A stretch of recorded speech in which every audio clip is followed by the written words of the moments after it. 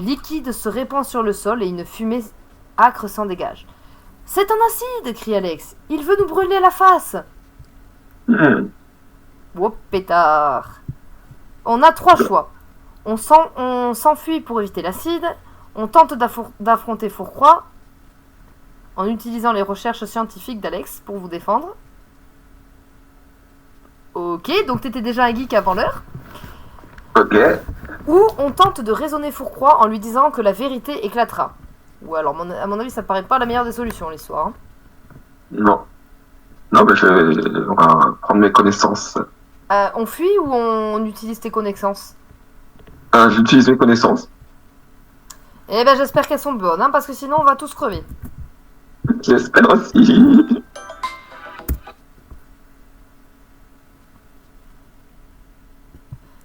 Ah oui, non, si, c'est bon. Vous tentez d'affronter Fourcroy en utilisant des recherches scientifiques. La fuite est lâche. Ah oui, d'accord. Non, en fait, c'est pourquoi on a fait ce choix, d'accord. La fuite est lâche. Vous avez une chance de mettre un terme à cette affaire. Et la science qui a causé ce crime peut aussi la résoudre. Alex se souvient de ses lectures sur l'hydrogène et le magnétisme. L'acide que Fourcroy a jeté est une solution corrosive, mais elle peut être neutralisée.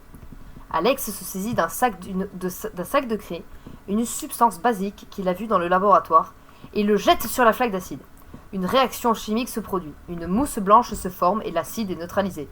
« L'acide !» s'écrie Fourcroy. « Comment as-tu fait ça ?»« L'acide est un poison pour les métaux, mais la craie peut le neutraliser, » répond Alex, fier de sa connaissance. Fourcroy, furieux, tente de s'enfuir. Le notaire se jette sur lui et une mêlée s'ensuit. La confusion est à son comble. C'est à ce moment que vous apercevez un objet étrange sur l'étagère de Fourcroy.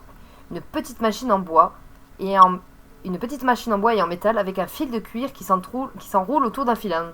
Oh putain, on va faire une bombe ou quoi? Qu'est-ce que c'est s'interroge Caro. Ah bah d'accord. C'est une pile voltaïque, répond Alex. Elle est capable de générer de l'électricité. C'est la découverte qui a causé le meurtre de Fourcroy. Le meurtre. Fourcroy avait volé le plan de la pile à Lavoisier et il a utilisé l'antimoine, un des composants de la pile, pour le transporter. Le clerc de notaire a été tué pour sa découverte. Le notaire, Fourcroy et Lavoisier sont immobilisés. Quoi? Et pourquoi là aussi Lavoisier? Vous avez réussi votre enquête. Mais maintenant vous devez faire à une nouvelle réalité. Les découvertes scientifiques peuvent causer des morts. Mais je croyais que Lavoisier était de notre côté. Ah oui. Oh putain. Vive l'IA pour faire un scénario. Mais bon, après c'est rigolo. Ouais.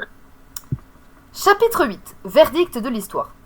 Fourcroy est arrêté par la garde royale, alerté par le bruit de la dispute. Bah voyons, évidemment, il y avait la police tout à l'heure, mais bon, tout va bien. Là, il y a une simple dispute, ça fait venir la police, tout va bien. Ça va. Mon Dieu. Il est emprisonné et ses crimes sont révélés au grand jour. Le notaire, Lavoisier, Alex et Caro sont disculpés. Ah, bah quand même. Et l'affaire est classée. Votre courage et votre intelligence ont permis de résoudre cette affaire. Mais la vérité est bien plus complexe que vous ne le pensiez. La science, les idéaux des Lumières et la politique sont tous liés.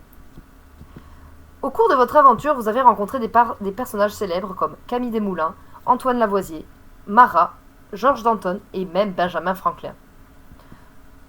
Qu'on ne sait pas ce qu'il fout là.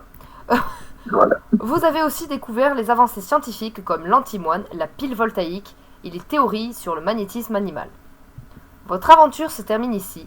Les tensions qui sont accumulées depuis le début de votre enquête ne s'apaiseront pas.